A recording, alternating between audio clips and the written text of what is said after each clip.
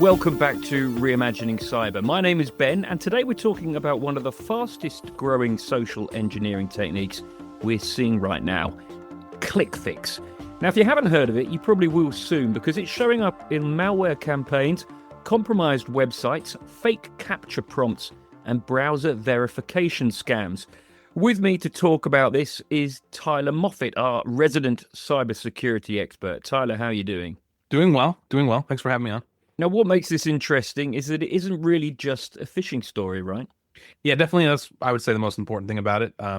At first glance, it looks like a social engineering attack. We've seen stuff like it, but essentially, like, I've covered this for a few months now because it's been around a little while.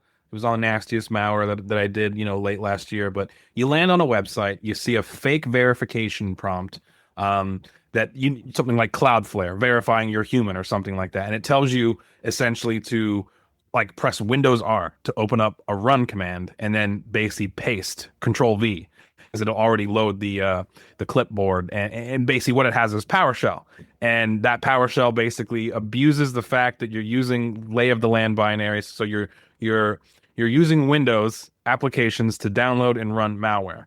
But honestly, the story is deeper than any of that because we got to start with vulnerability exploitation of the compromised websites, right? That's the most important part. How do you even get here to begin with beyond the whole, circumventing of sort of security and abusing, embedded Windows services? This is about compromised websites.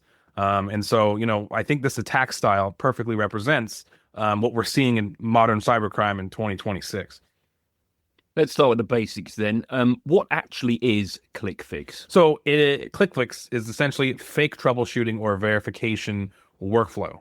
It's designed to trick users to infect themselves, right? So the attacker compromises a website, that's the important part, to create a malicious site or redirect, right? They display something that looks legitimate, saying something like, verify you're human, browser verification required, fix this display issue, or complete a CAPTCHA, enable secure viewing. It's very, very similar. I'm sure we all remember, happening for 20 years or so, macros, where you would open up a Word document and it would say, this document's protected. Go ahead and click enable content to view the document. That was a scam run for like literally decades until Microsoft turned off macros by default because it was always on.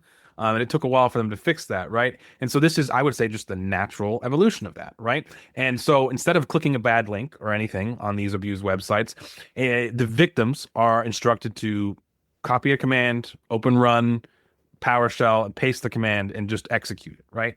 And so then that command basically single-handedly just downloads malware, remote access tools. You basically become the first stage computer as far as infected in your environment that'll lead to like info stealers, eventually ransomware. So basically, unknowingly, the victim becomes the malware installer and the foothold, if that makes sense, foothold infection. Which is kind of wild because the attacker is basically bypassing those traditional security warnings. Yeah, that's the whole point, right? A lot of traditional security awareness training, by default, don't click suspicious links. Don't open weird attachments, right? Talk about the macros. That's super old and doesn't happen anymore. ClickFix basically just sidesteps a lot of that because the user is manually performing the action themselves of opening a run command window and then Control V for paste. And psychologically, it feels different because the user just thinks I'm fixing a browser issue or I'm verifying I'm a human, right? They don't know that they're unknowingly downloading malware. You said that this isn't just a social engineering story. Could you explain that for me? Yes. So beyond that, you had to realize most of these ClickFix campaigns, they are delivered through compromised, legitimate websites. That's the key entirely. So, for example, we recently saw reporting around compromised ghost CMS websites being used for ClickFix campaigns and attacks. So here's the actual chain. Website owner, okay, fails to patch CMS, plugin, server, you name it. Then the attacker exploits that vulnerability that's been unpatched, and the attacker injects malicious JavaScript. And so visitors now see a fake CAPTCHA or verification that you're a human page. And so then the victim falls for it there, running that malicious command, thinking they're just verifying they're a human. And then the malware installs.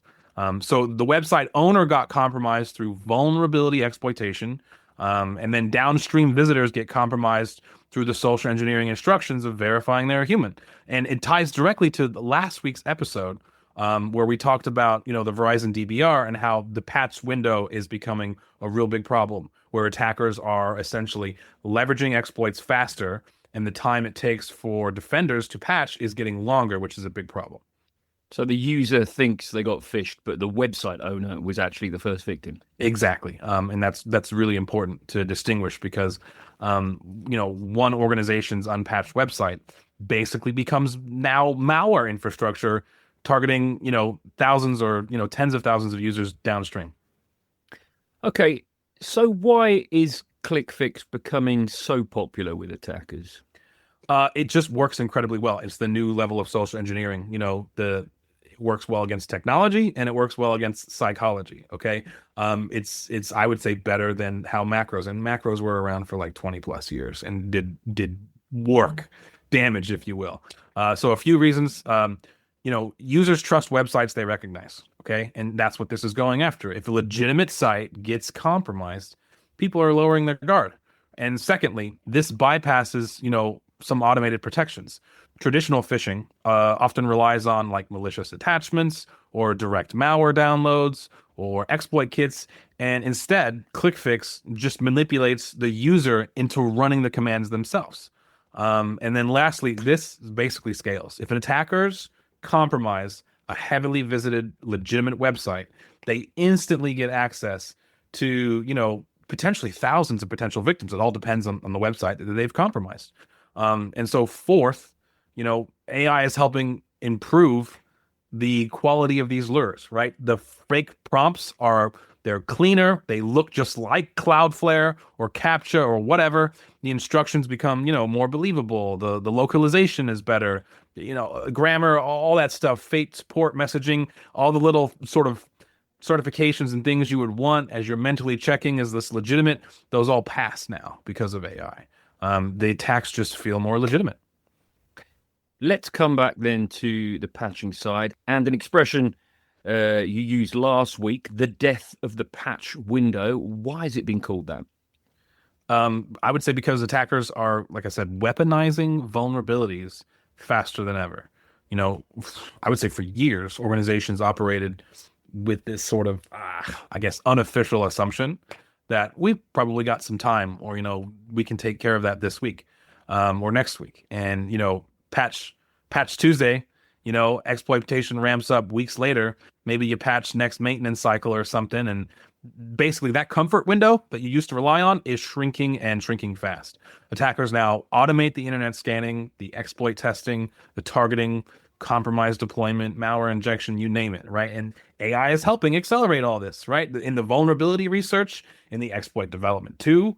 So the time between vulnerability exposure, weaponization, mass exploitation, it's compressing, right? So patch management is no longer just like maintenance, it's active risk reduction against like these ongoing campaigns.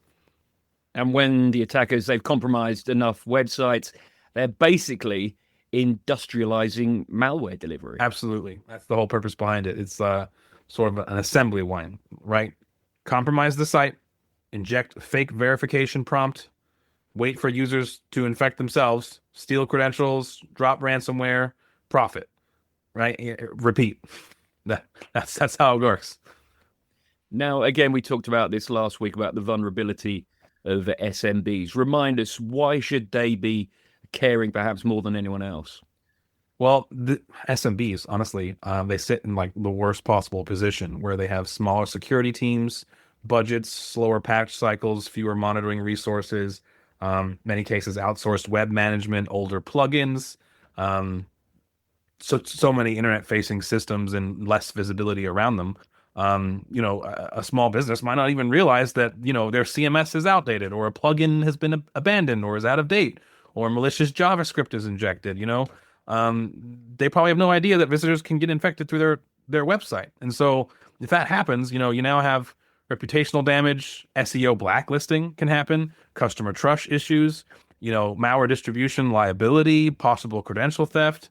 And as always, the most common monetization through the malware delivery is usually ransomware. Last thing you want is to be responsible for ransomware delivery. But, a compromised website is now no longer just a website problem. It's like a part of the attack infrastructure.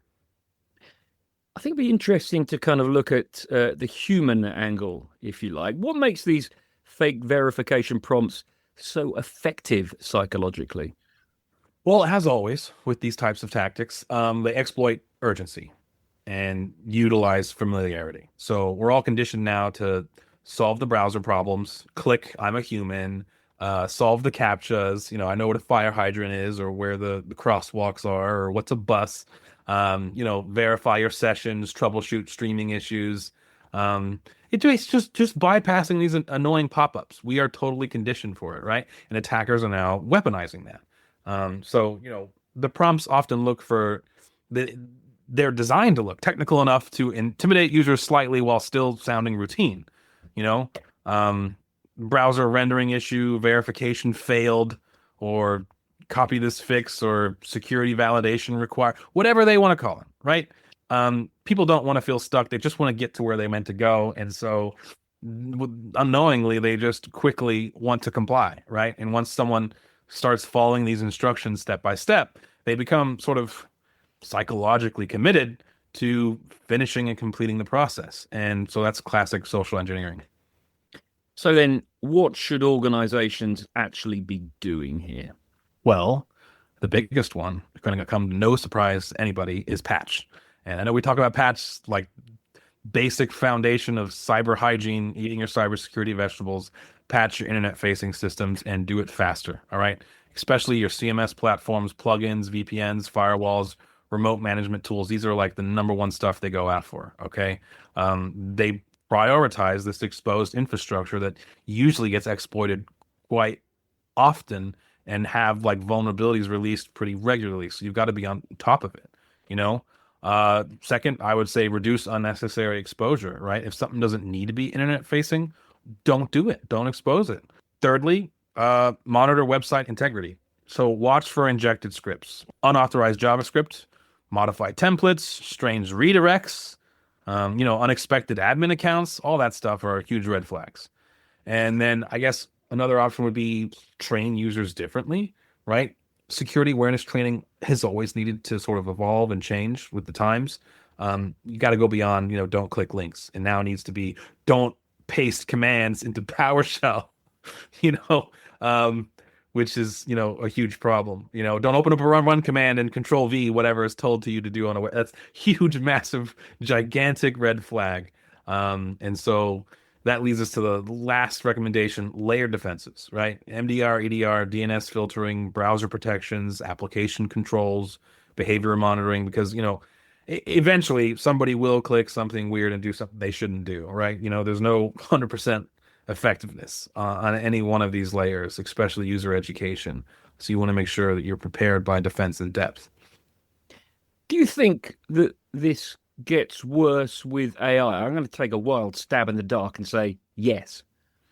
Well, I mean, it not just because AI is some like autonomous hacker movie villain, but it helps the attackers in almost every way, right? Like lure quality, localization, scripting, automation, vulnerability research, and of course scaling. It just lowers the friction that they've had in spinning things up. Mediocre attacker is now more professional. Professional attacker now moves faster, and the entire sort of attack life cycle essentially accelerates. So defenders now need to focus on not just resilience, but also speed, which is really important. Finally, then, if listeners remember just the one thing from this episode, what do you think it should be, Tyler? Yeah, so ClickFix, again, I'm glad I got to talk to you about it because it's really big right now. So if you haven't heard about it, I'm glad this is the first time you're hearing about it. But so it starts as a patching problem from the website owner, but it ends as a human problem. Okay.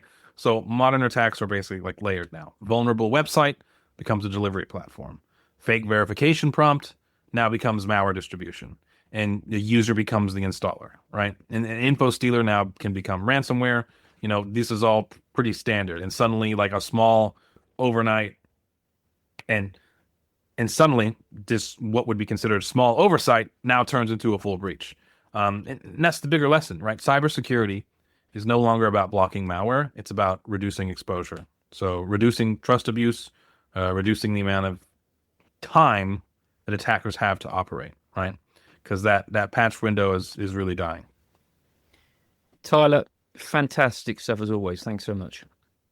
Thanks, man. Thanks for having me on. I'm glad I could talk about this.